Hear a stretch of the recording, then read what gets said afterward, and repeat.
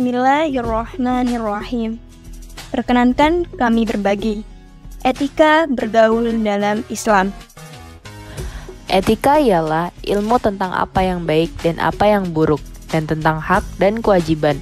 Dalam bahasa Arab, etika biasa disebut dengan adab, yaitu kebiasaan atau aturan tingkah laku praktis yang mempunyai muatan baik yang diwariskan dari satu generasi ke generasi berikutnya. Menurut Al-Jurjani, adab merupakan pengetahuan yang dapat menjauhkan seseorang dari kelalaian. Sedangkan bergaul ialah berbaur dengan individu atau kelompok lain. Jadi yang dimaksud dengan etika bergaul ialah aturan tingkah laku untuk berinteraksi dan berkomunikasi dengan sesama manusia sehingga terjalin hubungan tingkah laku yang baik antar individu. Islam mengajarkan untuk mengusahakan etika bergaul yang baik, seperti etika berjalan. Islam mengajarkan kerendahan hati ketika berjalan dan menjawab sapaan dengan baik, meskipun dari orang-orang jahil. Selain itu, Islam juga melarang untuk berbuat permusuhan. Permusuhan bisa terjadi ketika perbuatan keji, kejelekan, dan keburukan dilakukan dalam bergaul. Macam-macam etika bergaul dan praktiknya. Dalam bergaul, kita sering berinteraksi dengan orang dewasa, teman sebaya, anak-anak, dan lawan jenis.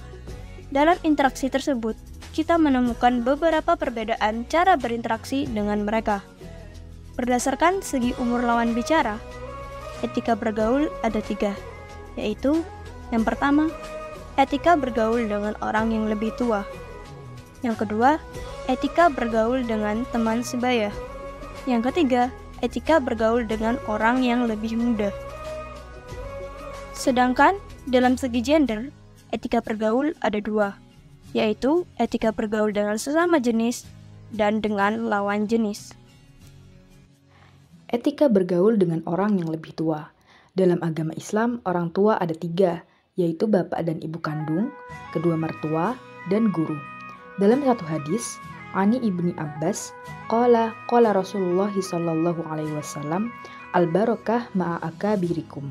Yang artinya, dari Ibnu Abbas, ia berkata, Rasulullah sallallahu alaihi wasallam bersabda, keberkahan ada pada orang-orang tua dari kalian. Hadis riwayat Hakim dan Ibnu Hibban. Ada 7 etika yang seharusnya dilakukan kepada orang tua menurut Imam Al-Ghazali, yaitu yang pertama, mendengarkan dan mengikuti arahan dari orang tua, lalu berdiri ketika orang tua berdiri, tidak berjalan di depan orang tua, mencari ridho kedua orang tua, bersikap rendah hati kepada orang tua, tidak mengungkit-ungkit kebaikan orang tua, tidak menunjukkan sikap murung dan tajam di hadapan orang tua, dan sebelum pergi harus meminta izin kepada orang tua. Sedangkan etika yang seharusnya dilakukan kepada guru menurut Imam Al-Ghazali ada 3, yaitu yang pertama, meminta izin ketika hendak bertanya. Yang kedua, harus menundukkan kepala. Dan yang ketiga, tidak berburuk sangka kepada guru. Perilaku yang seyogyanya dilakukan tercantum dalam Al-Quran. Di antaranya, yang pertama, perilaku sopan dalam surat Al-Isra ayat 24.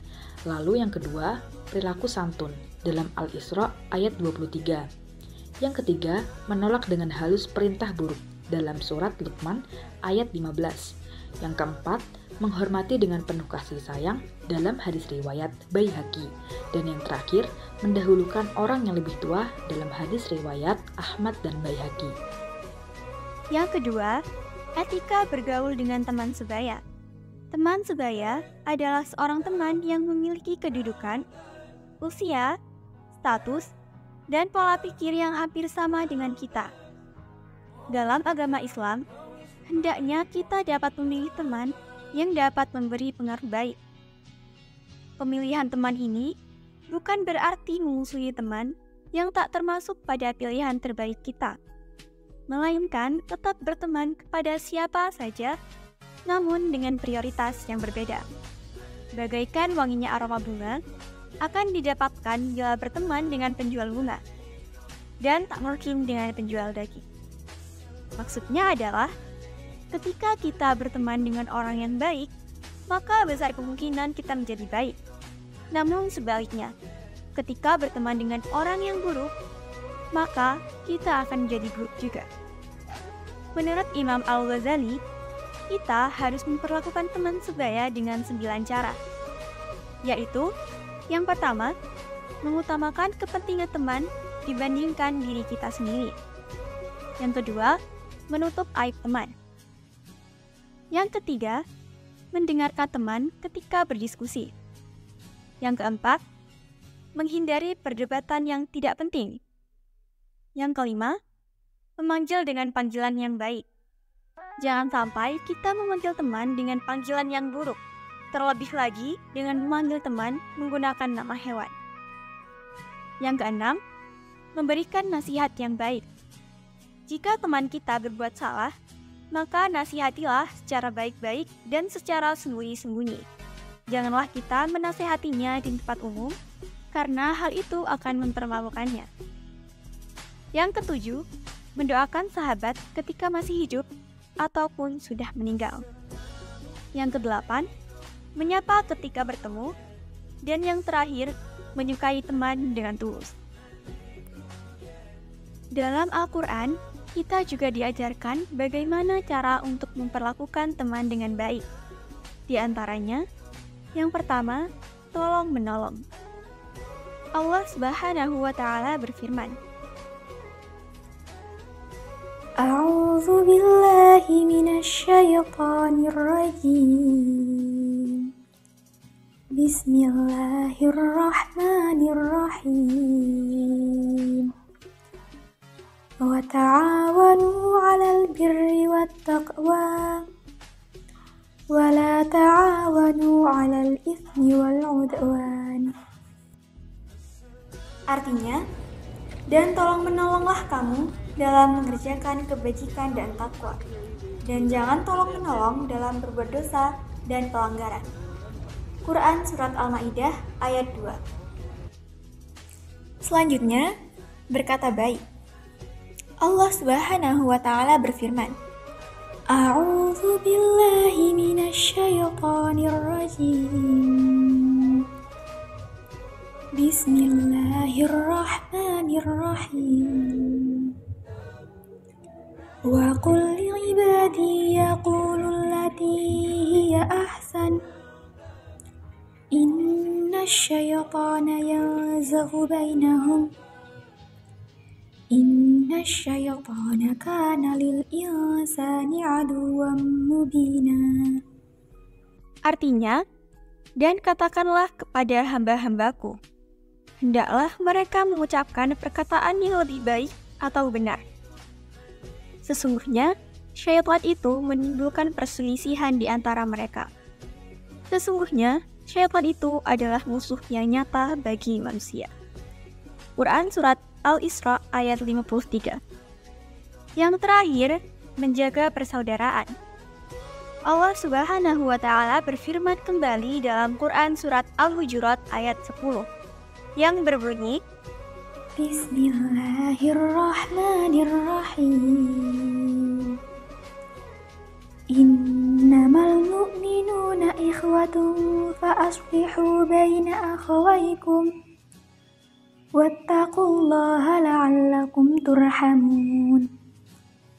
Artinya, sesungguhnya orang-orang mukmin itu bersaudara. Karena itu, damaikanlah antara kedua saudaramu yang berselisih. Dan bertakwalah kepada Allah agar kamu mendapat rahmat. Etika bergaul dengan orang yang lebih muda. Orang yang lebih muda adalah orang yang berumur lebih muda dari kita. Bisa anak, adik kandung, adik kelas, dan lain sebagainya. Sebagai orang yang lebih tua, kita seharusnya memperlakukannya dengan cara A. Menyayangi orang yang lebih muda. B. Membimbing kepada arah kebaikan. C. Memberikan teladan yang baik. D. Memberikan apresiasi atas pencapaian berharganya. Dalam Al-Quran, kita diajarkan untuk seyogyanya bertingkah laku sebagai berikut. Yang pertama, menasihati ke arah kebajikan. Rasulullah SAW bersabda, Ya ma'syarus syababi man astata'a minkum alba'ata falyatazawwaj fa innahu aghaddu lil basari wa ahsanu lil farji wa man lam yastati' fa 'alaihi bisawmi fa innahu lahu wija. Yang artinya, wahai para pemuda, barang siapa di antara kamu semua yang mampu menikah, maka menikahlah, karena hal itu lebih dapat menahan pandangan dan menjaga kemaluan. Barang siapa yang tidak mampu, maka hendaklah dia berpuasa, karena hal itu sebagai perisai. Hadis riwayat muttafaq alaihi. Yang kedua, menyayangi mereka dengan tulus. Rasulullah SAW bersabda, qala Rasulullah SAW, ya Anas, fakiril kabiro warhami shogira turafikni fil jannah. Yang artinya, Rasulullah SAW bersabda, wahai Anas, hormati yang lebih tua dan sayangi yang lebih muda, maka kau akan menemaniku di surga. Hadis riwayat Baihaqi. Etika bergaul dengan sesama jenis dan dengan lawan jenis.